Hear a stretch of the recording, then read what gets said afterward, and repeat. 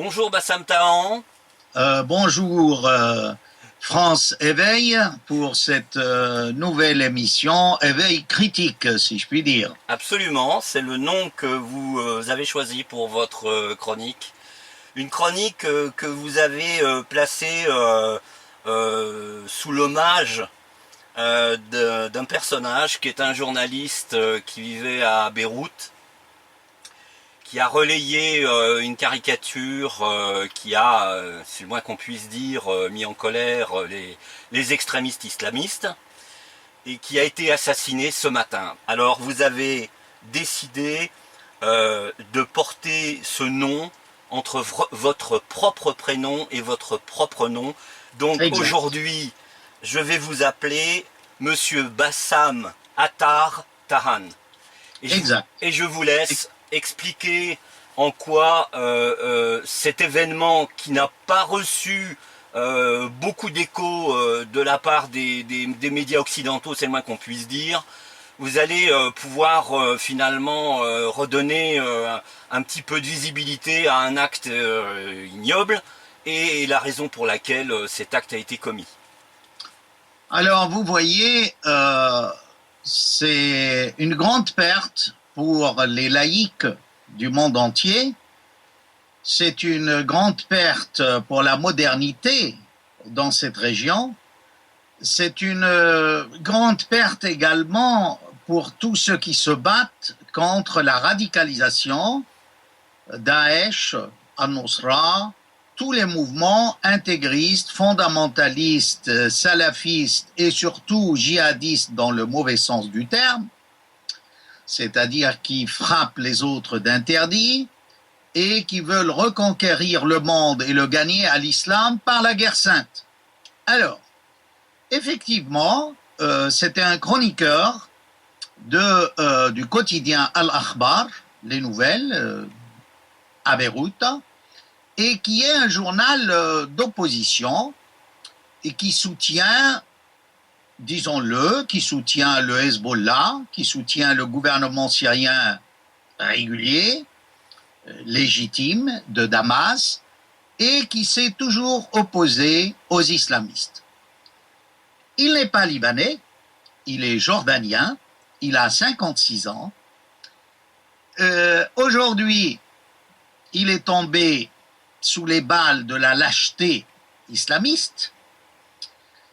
Alors, mais déjà en 98, il avait échappé à un attentat et il a dû subir plusieurs opérations pour s'en sortir. Et c'était également l'accusé de manque de respect vis-à-vis de l'identité divine d'Allah, de Dieu, ou de l'essence divine. C'est un crime abominable dans les pays musulmans. Il suffit que vous vous attaquiez aux islamistes, à certaines idées, par des moyens, disons, de caricature ou d'autres, pour que vous soyez taxés systématiquement d'ennemis de la Ummah, la communauté musulmane dans le monde, ce qui est entièrement faux. Ce n'est pas dans le Coran, ça. C'est des décisions souvent qui dépendent du paysage politique du pays où ça se passe. Alors, venons-en au fait. Donc,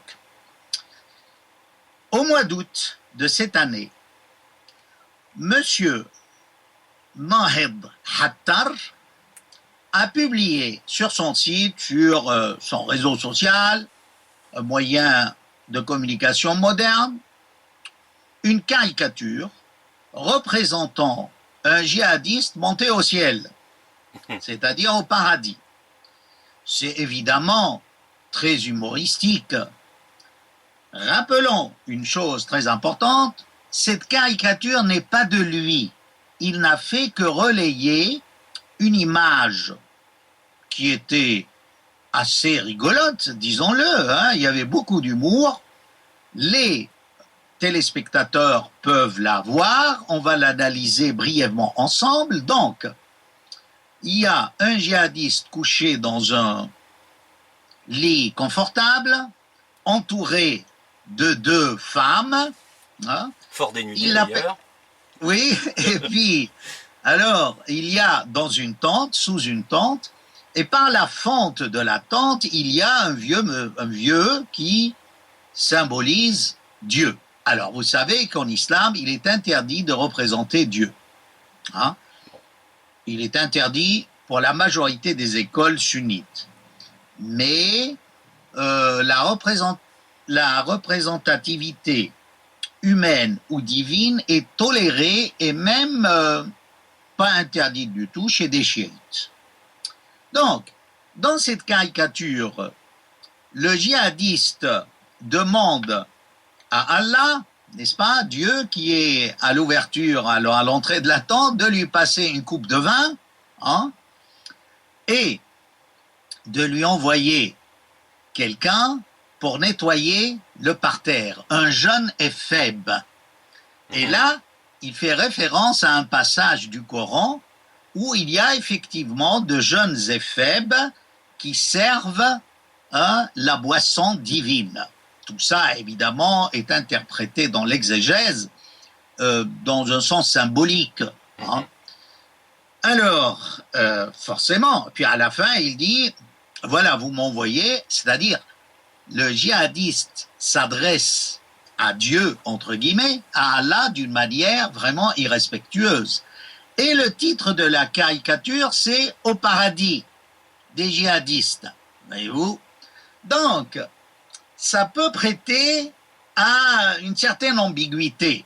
Et là, les islamistes jordaniens ont saisi l'occasion, parce qu'ils le cherchaient depuis longtemps, ce Nahed Hattar avec tous ses articles contre les frères musulmans, contre l'idéologie takfiriste, pour inonder les réseaux sociaux en Jordanie et dans le monde, que c'est un ennemi de l'islam, qu'on ne comprend pas comment le gouvernement jordanien ne fait rien pour l'arrêter au nom de l'orthodoxie, au nom de ceci, cela.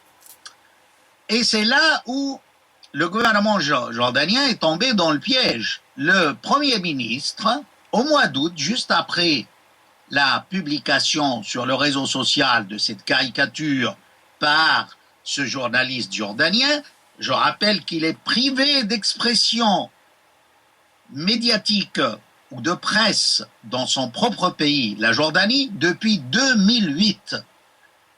On comprend mieux pourquoi il écrivait à Beyrouth. Voilà, parce qu'il n'avait pas le droit.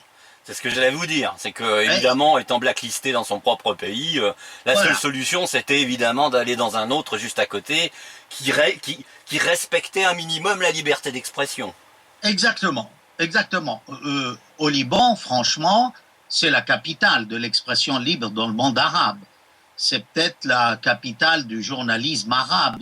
On n'a jamais eu autant de quotidiens, de revues, de magazines. C'est pour rappeler, n'est-ce pas? Mais en l'assassinant, vous voyez, on tue le Charlie jordanien. Oui. C'est vrai que c'est pas lui qui a fait la caricature. D'ailleurs, il a fait preuve de beaucoup d'indulgence. Il a retiré même la caricature en disant, écoutez, moi, ceux qui ont vu cette caricature sont deux catégories. Ceux qui me veulent du mal, qui ont mal compris l'humour, hein, et ceux qui, effectivement, disent c'est ça le paradis des djihadistes. C'est-à-dire, ces djihadistes ne respectent même pas l'essence divine. C'est pas moi, Nahed Hattar, qui ne respecte pas l'essence divine, hein, mais c'est bien la vision des djihadistes, en massacrant tout le monde, en violant, en comprenant parfois à la lettre des passages du Coran. Alors ça va très bien dans l'esprit de Charlie, vous voyez, c'est pour cela que je m'inscris en opposition à tout ce qui a été dit dans certains médias français en disant que c'était un provocateur et pas un penseur. C'est pas vrai du tout. C'est pas un provocateur,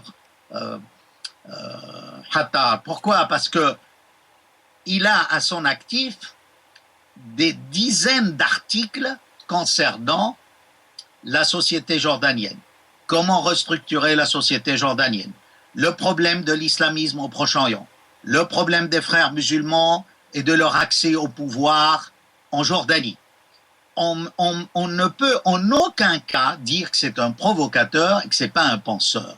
En plus, il a un magistère, c'est licencié de philosophie, il a un magistère sur le salafisme islamique. Oui, donc il sait de quoi il parle. Un travail académique. C'est pas du blabla de journaliste du 36e rang. Loin de là. Mais pourquoi il a énervé non seulement les islamistes, mais le gouvernement jordanien, c'est que il a eu l'audace de critiquer le gouvernement jordanien dans certaines décisions prises contre le gouvernement légitime de Damas. Lui n'a jamais caché son soutien à Bachar el-Assad et il a dit que c'était effectivement un complot contre la Syrie pour détruire la Syrie. Alors, il faut replacer cet assassinat et cette arrestation au mois d'août. Hein? Il faut voir comment ça s'est déroulé dans l'histoire actuelle de la Jordanie. Aujourd'hui, on se prépare à des élections en Jordanie. On se préparait. Les élections ont été faites. Alors, le Premier ministre, pour gagner les islamistes et tempérer un peu, il a dit que ce journaliste, n'est-ce pas, martyr, ce Naed Attar, est demandé et il a fui et il faut absolument qu'il l'arrête. Le Premier ministre a demandé ça à son ministre d'Intérieur. Donc ça ne relève même pas de l'Intérieur au départ, c'est vraiment le Premier ministre qui a demandé ça. Et, ironie de l'histoire, suite à ce qui s'est passé aujourd'hui, à l'assassinat, eh bien, le gouvernement en Jordanie a démissionné. Et le roi a accepté la démission. Donc, il faut refaire un autre gouvernement. Ça vous montre que le gouvernement était pour quelque chose. Hein? Ça explique l'attitude des parents de Attar qui ont dit « Nous, on ne veut pas recevoir la dépouille de notre fils tant que le gouvernement jordanien n'a pas donné de plus amples renseignements sur l'assassinat et n'a pas jugé l'assassin, parce que l'assassin a été arrêté. » Alors que je vous dise comment ça s'est passé, parce qu'on voit vraiment que les accusations de la famille tiennent la route. Parce que on savait très bien que ce bonhomme laïque, qui contredit la politique de son pays, qui s'attaque aux islamistes, et à juste titre, était menacé. Et les parents ont bien averti l'intérieur que leur fils était menacé. Comment il s'est fait tuer? Devant, n'est-ce pas, la cour, puisqu'il était convoqué pour les 2 crimes du mois d'août, c'est-à-dire avoir porté atteinte à l'essence divine, et d'une part, et d'autre part, avoir cherché à semer la zizanie confessionnelle dans le pays. Parce qu'il ne faut pas oublier que ce journaliste est de confession chrétienne. C'est un homme de gauche, mais il est chrétien. Vous savez, au Proche-Orient, vous avez beau être communiste, athée, vous serez toujours étiqueté selon votre milieu religieux de départ. Il y a bien, et évidemment, ça la fout un peu mal, passez-moi le terme, c'est que souvent les minoritaires dans ces pays-là sont très actifs, très engagés, très progressistes. Il en est de même de toutes les minorités dans le monde arabe. Ce sont eux qui amènent la modernité, l'ouverture à l'Occident, vous voyez? Et là, ce qui est contradictoire, c'est que c'est un peu l'Occident qui l'a assassiné, puisque l'Occident soutient Daesh. Il a soutenu Daesh, il continue de soutenir Daesh, il soutient Al-Nusra, qui est le bras armé en Syrie de Al-Qaïda, de Ben Laden. Vous voyez, ça fait mal au cœur. Et ça rappelle tous les gens qui ont été assassinés pour avoir critiqué l'islamisme politique, l'islam politique. Vous voyez, par exemple, en l'occurrence, je dirais, Faraj Foda, un grand penseur également égyptien, qui a été assassiné d'une manière traître devant sa maison. Et là, donc, je reviens, devant le palais de justice, il était là avec son fils, il y a un homme à 2 mètres de lui qui sort son pistolet et qui l'abat de 3 coups, d'abord dans la poitrine, puis 2 dans la tête, alors qu'il y avait plein de policiers. Mais alors expliquez-moi, comment quelqu'un qui a reçu des menaces de mort, qui se rend au palais de justice, où il y a plein de forces de l'ordre, Bah oui. comment le gouvernement ne s'est pas dit on va envoyer quelqu'un pour l'accompagner vu la situation délicate? Vous voyez, il y a là, comment? Un traquenard? Non, mais il y a un manque d'efficacité, de compétence de la part de, je dirais pas, alors certains vont vous dire sûrement le gouvernement jordanien, et je ne le pense pas, mais c'est mal géré, c'est mal géré. Là où on peut critiquer le gouvernement jordanien, c'est effectivement quand il a été inculpé pour ces 2 crimes, n'est-ce pas, de porter atteinte à l'essence ou à l'identité divine, d'une part, et puis de susciter une guerre confessionnelle dans le pays. Bah. Alors, il faut rappeler aussi que tout ça s'est passé le 8 août, hein, quand il a été inculpé, il s'est livré lui-même à la police, à l'intérieur, en disant je ne comprends pas, c'est une caricature, il faut prendre ça avec humour. Mais en fait, je crois que le gouvernement jordanien voulait, comme je l'ai dit, faire plaisir pendant cette période électorale à son public islamiste et arrêter ce bonhomme. Ça, c'est très courant au Proche-Orient. Par exemple, moi, je me souviens à une époque, dans un pays arabe, juste avant les élections, pour gagner un peu les frères musulmans, tous ceux qui avaient les cheveux longs parmi les garçons, ils ont envoyé les agents du 2e bureau politique pour leur couper les cheveux en pleine rue, ce qui portait atteinte à la personne morale et physique des gens qui avaient les cheveux longs. Vous voyez, que comme quoi c'était traître à la nation arabe et islamique parce qu'ils imitent les occidentaux, c'est ridicule. Parce que quand on se reporte à la sunna, le prophète avait les cheveux longs qui lui descendaient jusqu'au bas des oreilles. Donc, on ne peut pas dire que ceux qui avaient les cheveux longs étaient forcément, voulaient imiter les Beatles ou l'Occident. Vous voyez, tout ça, c'est... Il y en a un autre aussi, Bassam Tahan. Il y en a un autre aussi, Bassam Tahan, qui avait les cheveux très longs. Nabi Issa. Par exemple, vous voyez, quand vous voyez tous ces mauvais comportements dans ce monde musulman, on porte atteinte à l'intégrité de la personne, mais chacun est libre de faire ce qu'il veut. Enfin, vous voyez,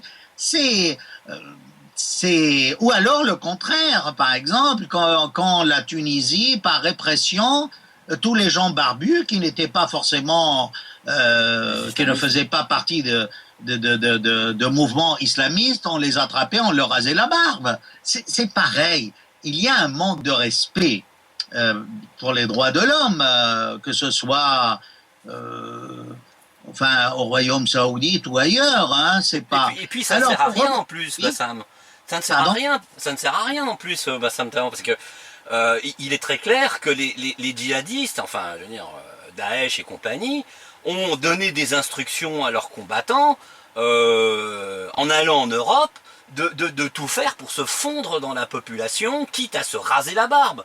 Donc le fait d'obliger quelqu'un à se raser la barbe ou à lui couper les cheveux, ça ne sert à rien. C'est pas ça qui va permettre d'identifier les gens les plus dangereux, parce que les gens les plus dangereux seront capables de se faire comme caméléon pour pouvoir se fondre dans la population. Mais pour ne pas s'éloigner de notre sujet de base, si vous voulez, pourquoi cette haine contre ce journaliste laïque de gauche qui soutient la position de la Syrie, qui est anti-islam politique? Il faut rappeler que quand le roi de Jordanie a voulu rejoindre l'alliance contre Daesh, c'est-à-dire avec les pays du Golfe et les États-Unis, la majorité des partis politiques qui sont tous de mouvance islamiste. Hein. Mhm. Alors évidemment, n'ont pas voulu que la Jordanie fasse partie de cette coalition contre.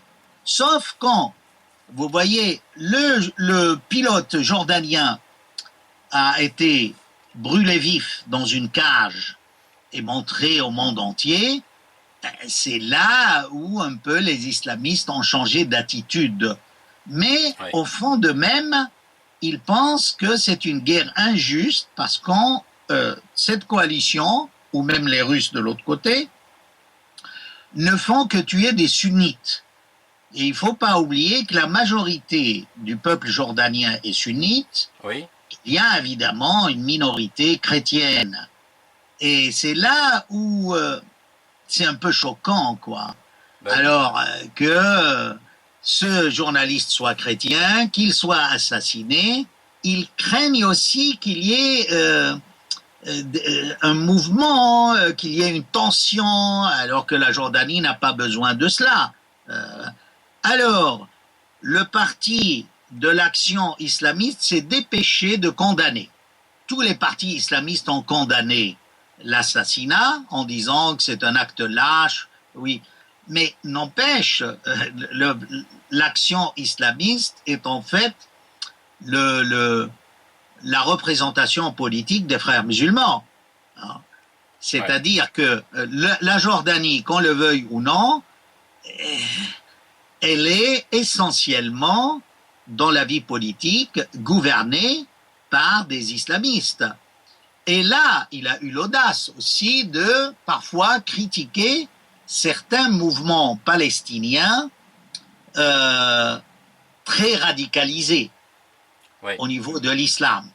Et ça, évidemment, ça lui a valu encore la haine et la réaction des autres partis islamistes de Jordanie. Il a même été à dire, je ne vois pas pourquoi les Palestiniens qui sont en Jordanie, si vous voulez respecter leur nationalité et le retour, il ne faudrait pas leur donner la nationalité jordanienne. Alors, vous voyez, c'est quand même quelqu'un qui est très audacieux dans ses positions. Alors, pour revenir à l'assassinat, encore une fois, comment on n'a pas pu retenir ce bonhomme qui était à 2 mètres de lui et qui l'a abattu? D'ailleurs, son fils a couru derrière l'assassin. C'est après cela que la police s'en est mêlée, qu'ils ont poursuivi et qu'ils ont arrêté l'assassin. Alors, selon les premiers éléments de l'enquête, l'assassin serait rentré il y a un jour en Jordanie. Et les mêmes sources disent qu'il est jordanien. Alors c'est quoi? C'est un Jordanien qui a rejoint Daesh à l'extérieur et qui vient... Mais comment ça se fait qu'il était au courant qu'à cette heure-là, Nahed Hattar devait se rendre au palais de justice et qu'il l'attendait à l'entrée du palais, au bas de l'escalier? Vous voyez? Tout ça sont un peu des choses pas nettes, pas claires. Les services de renseignement. Il ne faut pas oublier aussi que la Jordanie a souffert déjà d'attaques contre de Daesh, n'est-ce pas, contre des agents du renseignement et des gardes de frontières. Il y a eu 2 attentats déjà. Donc c'est assez tendu, mais ceci dit, en assassinant Hattar, on assassine, si vous voulez, on continue dans cette lignée de gens qui ont été tués pour leurs idées laïques, révolutionnaires, modernes. Et Dieu sait s'il n'y a pas eu, hein, il y a eu beaucoup de gens qui ont été assassinés ces derniers temps à cause de leurs idées. Hein. C'est pour faire taire c'est pour faire taire les voix dissonantes, hein, et puis c'est surtout pour terroriser les autres aussi. Bien sûr, bien sûr. D'ailleurs, je ne vous cache pas, beaucoup de gens m'ont déconseillé de soulever le problème de Hattar, mais je crois, vous voyez, il y aura toujours des Hattar. Hein. Ils ont beau, vous assassinez une personne, d'accord, elle meurt, mais vous ne pouvez pas assassiner une idée. Jamais, jamais. L'idée, elle vit toujours. Enfin, c'est la vérité de la palisse, ce que je raconte là, honnêtement. Vous pouvez tuer tout ce que vous voulez. Vous avez tué Fauda en Égypte, je ne sais plus qui en Syrie, tel autre en Jordanie, tel autre au Liban. Hein. Il y a eu des assassinats contre des penseurs au Liban. Mais tout ça, vous ne pouvez pas tuer l'idée. La preuve, c'est que ça continue. Hein. Mais ce que je reproche aux médias, encore une fois, c'est qu'on a parlé de cet assassinat. Mais comme d'habitude, on n'a pas vraiment... Moi, j'ai entendu des correspondants de Amman, la capitale de Jordanie. Et j'étais scandalisé qu'on le traite de provocateur et qu'on oublie tout ce qu'il a fait. C'est quelqu'un qui est entré en prison à 17 ans pour ses idées de gauche, à 19 ans, qui a, en 98, c'était une tentative d'un premier attentat à laquelle il a échappé. Vous voyez? Non, il faut rendre à César ce qui est à César, ce qui est à Dieu, comme disait, n'est-ce pas? Il faut reconnaître la valeur des gens. Et on ne peut pas comme ça niveler, aseptiser, comme si c'était un petit fait. Non, l'assassinat de Hattab est quelque chose de très important et lourd de sens pour toute la région. Et sans doute, en assassinant ce journaliste laïque, anti-islamique, ça continue Charlie, ça continue ce qu'on a eu au mois de novembre. Oui. Il faut replacer ça dans tout ce contexte. Oui. Et encore une fois, et une dernière fois, puisse le gouvernement français revoir sa politique vis-à-vis de tout ce problème. On ne peut pas, contre la vente d'armes à des pétromonarchies, vendre notre âme. Je suis très heureux de signer cette nouvelle rubrique avec le nom de Hattab que je porte aujourd'hui. Un humble hommage à un grand homme qui a payé de sa vie les idées que nous défendons en Occident. Et vivement qu'il y ait d'autres réactions. Je vois que la classe intellectuelle, entre guillemets, les intellectuels de France ont démissionné, là. On ne les entend plus. Oui. Où sont ces intellectuels pour se révolter, pour soutenir la vérité? Ce bonhomme a été tué parce qu'il a dit la vérité. C'est pour cela qu'il est provocateur? À ce moment-là, je serai le premier provocateur. Et d'ailleurs, bravo pour cet hommage, parce que là, c'est un puissant hommage que vous lui rendez. Toutes les attaques dont il a été l'objet sont révélatrices de la connivence de tous ces gens avec les islamistes. Hein. Quand vous disiez tout à l'heure que les médias occidentaux l'accusaient d'être un provocateur, mais un provocateur contre qui? Contre des islamistes. Ça voulait dire qu'il y a une connivence entre les médias occidentaux et les islamistes. Sinon, le qualificatif en lui-même n'aurait eu aucun sens. Vous savez, moi je crois que il n'est pas mort pour rien. Parce que cette caricature, qui est très amusante, et qui est pleine de sens, et de bon sens aussi, que les islamistes s'imaginent le paradis un peu comme ça, comme ce dessin. Et comme cette caricature va parcourir le monde après sa mort, il aura gagné la bataille. Et moi, j'invite franchement tous les médias, officiels ou pas, à ce que cette image trône soit à la une de nos journaux, de nos revues. Et comme ça, je dirais, il ne sera pas mort pour rien. De toute manière, il n'est pas mort pour rien, mais pour donner plus d'efficacité à son combat. Son combat est celui de tous les gens honnêtes de France qui se battent pour leurs idées. Oui. Mettre cette caricature à la une, c'est rendre hommage à Charlie, et qui vient du Moyen-Orient, d'une autre culture, dans une autre langue.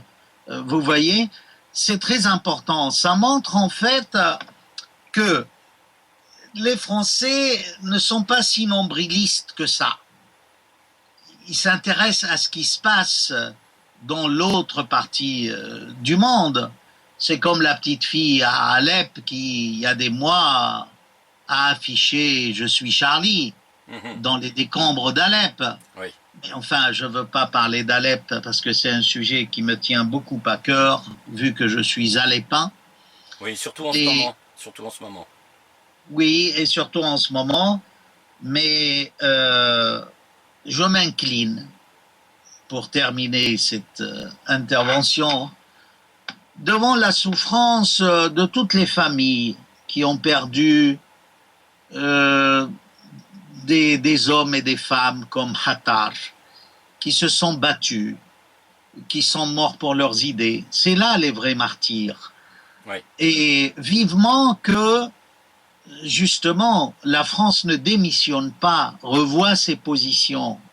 On ne peut pas dire que Al-Nusra, ce sont des rebelles modérés. Ce sera le dernier mot. Je crois, il faut se rétracter et revoir notre position vis-à-vis de tous ces rebelles modérés, tout ça, c'est faux. Et là, on serait plus fidèle à la France, à l'image de la France que portent dans leur cœur les francophones du monde entier, qui pensent à Voltaire, qui pensent à Rousseau, qui pensent à Sartre, qui pensent à Camus, qui pensent à Victor Hugo.